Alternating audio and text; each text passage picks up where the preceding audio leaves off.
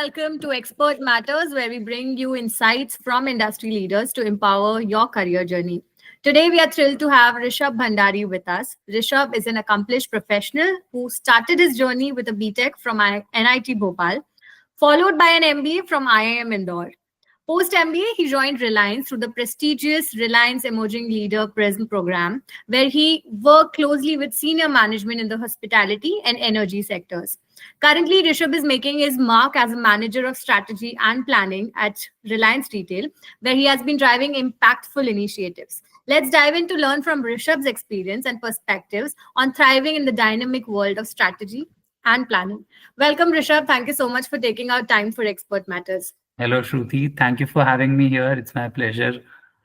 Rishabh, first of all, we just want to understand your career because you have been to the one of the most prestigious institutions of our country. So we just want to have an understanding about your brief overview of your career journey and how your MBA has influenced your professional career path. Right. So, like you rightly mentioned, I completed my civil engineering from NIT Bhopal, post which I went for a MBA directly to IIM Indore. So, in those 2 years, it was pretty grilling, to be very honest. Like, people of the industry talk about IIM experiences being pretty grilling and making you ready for the actual corporate life out there. During my MBA, I had multiple courses that we could choose from. So I intended to go into strategy and marketing right from my MBA days, and that's where I focused mainly to learn and study more of those subjects, to interact with professors and industry professions from those lines of business and understanding. Coming to second part of your question, how MBA has influenced and shaped my career, I think the valuable takeaway from MBA is that it gives you an overall understanding of how a business works.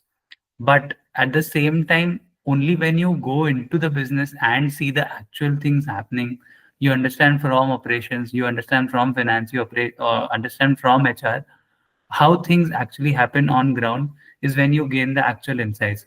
But to enable you to understand those real life nuances properly is where MBA helps you to develop that knowledge, that know-how of the terminologies, to enable you to be curious and looking forward to learn stuff, is probably what an MBA from a good college does for your career, which is very essential in the initial days of your career, so that from the get go you are willing to contribute and learn from the business leaders, from your peers, from your colleagues, from in fact your juniors as well, to go forward in your career. Correct. I mean, Rishabh, you have exceptional expertise in strategy and planning. You've been working in Reliance for a couple of years now. Coming from an academics background and shifting into a corporate lifestyle and corporate world, would that transition, would you say it was difficult, or what advice would you like to give the MBA graduates about managing the shift from, academics to the corporate world? Right. So here I think what has helped me a lot was that I was recruited as a part of Reliance Emerging Leaders program, which is especially curated in such a way that Reliance helps us go through two businesses as a part of the stints, and then we go to into a final role, let's say strategy and planning for Reliance Digital in my case.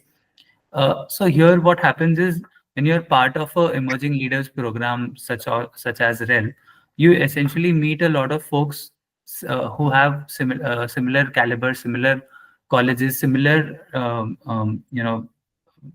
exam experiences in their past, so which helps you share and gain insights from each other. Plus, once you enter the business as a emerging leaders program, you get to know the company as a whole, because these programs usually run in conglomerates which have different businesses or different let's say teams to put you into and then give you a final role. So that is where a program like this helps, and that is when the transition from academics to corporate life becomes easier, because you are essentially learning and gaining knowledge from different businesses as well as different team within those businesses, so that you can marry what you have learned in your academics to what is actually happening in the company. And then, of course, getting lucky with the teams that you work with, getting lucky with the businesses that you work with is also essential for the same. But I think when as a candidate or as a professional, you have an open mind towards come what may, I will learn it on myself. I will take it on myself as a challenge to understand what I studied, why I did that, why was I taught this in the MBA, and how does it marry to what is being practiced in the actual office scenario, is what a candidate needs to take it on himself. Correct, correct. I think you have rightly mentioned the difference between a postgraduate program and the undergrad program, because I'm sure when you have done your, your engineering from NIT, though it would have been a great experience, but the real corporate experience you start getting once you get into an MBA program and you start Right. learning from the industry leaders specifically. So, Rishabh, any piece of advice you would like to give young graduates, because people are really unsure about whether or not to pursue a higher education, and that too MBA degree, to be very specific. I'll tell you why. Because I mean MBA is something everybody wants to do just to get a piece of degree, but they don't understand the perspective or the changes this degree would bring to their career perspective. So any piece of advice you would like to share? Mm, to be very honest, advice in a manner that how best you can take advantage of your MBA is something I can dwell on more than rather you should do your MBA or not, because that is something that comes from deep introspect of yourself. And when you speak to yourself, you think, what am I interested in? What have I done in the past in my life in terms of academics? Why have I done it? And what do I want to do in my future? I think these four questions essentially answer each and everything that a candidate would like to know about his or her future, and what they should pursue in terms of a technical career, management career, let's say a business career, or maybe open or run a business themselves. So I think a deep introspect of your past and what you want to do in the future helps you answer that question.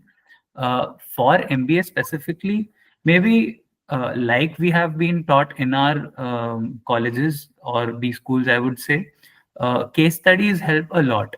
So I would say that when you understand cases, when you look at business cases, when you look at podcasts on businesses, if you are very interested in knowing how a person or how a team builds something from ground up or from scratch, if that interests you, and if you think that you also would like to do this someday, or if you think that you would like to aid a team who is actually creating an impact on ground, then I think MBA would be a correct option to go forward, to understand more about business, to then help uh, take up a job and help uh, create a career for yourself, or create a business, a venture for yourself, maybe even after directly after college, or maybe after working for a few years.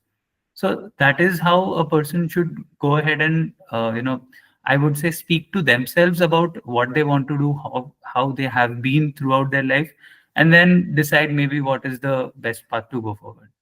Understood, understood. So, if anybody, any student is confused to choose their master's program, whether it could be MBA or any other degree, they should first introspect themselves. They should first sit and do a quick SWOT analysis about their future plans, and then they should take up a degree to understand what are their final goals.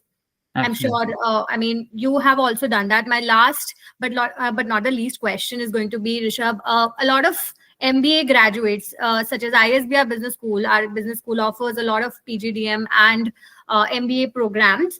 PGDM specifically in product management, it allows us to get directly into strategy. But say, for example, if any student is a part of any other specialization, but still he or she would like to move into a career of strategy and planning, what is going to be the correct steps this person should take to get into a career like yours? Right. Absolutely. I think it is well established that there is no one career path that one needs to follow to reach the place that they want to be. I have seen, probably uh, just to name something, I'd say architects coming into business of retail and then taking up higher jobs in, let's say, human resources background, just because they have been working on themselves throughout their career, taking up new opportunities when they come up, and then excelling in those fields because they learned how to do their job well, they were good at it, and then they were given higher better opportunities and higher responsibilities. So I wouldn't say that there is one path that defines you. Let's say if you have started off as a designer or as a product manager, you can stick to it and you won't ever be able to switch to a strategy or a planning background. uh, just a few things that maybe help you become a strategy and planning executive very soon or earlier in life, or good at it, would I think be that you need to, in easier terms, zoom in and zoom out very easily. When things go wrong, you need to find the root cause of where exactly did things go wrong. So that's where what we call it at as zooming in, to see the entire process, the entire value chain of what we are looking at, what the problem is like, and then maybe when you solve it, when you correct it, you again zoom out and look at what impact will that small change or that update or that role of a let's say a product update will have on the entire business. It should not happen such that you you make minor changes in something, and then it solves a problem, a smaller problem, but then creates a larger problem in the entire business ecosystem of your company. So I think that ability then to connect dots, like we work with all the teams present here at in the company. So we work in tandem with operations, with finance, with supply chain, with HR even. So that there is no issue that when we run a pilot or when we run an initiative for operations specifically, we have all other teams in loop, so that there is no issues arising in the other team. Let's say we roll out an incentive program for the store managers or for the department managers. All the stakeholders, operations to run it, finance to support it financially, HR to communicate and to guide the people of how it will be implemented, IT systems so that the systems are enabled enough to to help the store managers and department managers to manage whatever the updates are. So that is what essentially strategy and planning enrolls, and that is what we look forward for having in the candidates or whoever wants to come into strategy and planning as well. That you keep everything in mind, but you are equally capable of focusing on one thing and then zooming out and looking at the whole picture at once. And of course, I think irrespective of the career or the team, I think one person should be willing to learn consistently, making efforts to learn something or the other, something new, so that they enhance their career and have that critical thinking ability that you can find issues as well as solutions fairly easily. Correct. Say, for example, Rishabh, correctly mentioned by you, as a strategy and planning leader, if I want to understand as a layman, or if I need to understand, I mean, somebody as a complete beginner into a corporate journey. So I have made a few points. Just correct me if I'm wrong. You need to be very agile with a lot of processes altogether. You need to multitask. You have to work in network, in collaboration with a lot of teams, and you need to have a blend of knowledge, adaptability, and problem solving ability. Absolutely, absolutely All right. true. Just to add to it, maybe I can say that, apart from all of this, just be curious and try to learn as much as possible. Me being in, let's say, electronics retail, I'm equally curious about fashion retail, about grocery retail, about jewelry retail, so that I understand how retail itself is working as a whole. And let's say for now, quick commerce has come up really big in India, so we also need to keep updating ourselves as to what is happening in India and the world, so that we can bring that knowledge to the company and be future ready as well as be pioneers in our industry. Absolutely, absolutely. That's the end of the video. Thank you so much, Rishabh, for joining in. Thank you so much Thank for you so much. sharing My pleasure being here. valuable insights. I'm sure you have also had a lot of fun explaining to a complete beginner. Thank you so much for taking out time for this. Thank you. To all our viewers, remember that being curious is going to solve all of your problems. We hope this episode has added value to your journey. Don't forget to like, share, and subscribe to Expert Matters for more enriching discussions with industry leaders. Until next time, stay curious and keep learning. Thank you so much.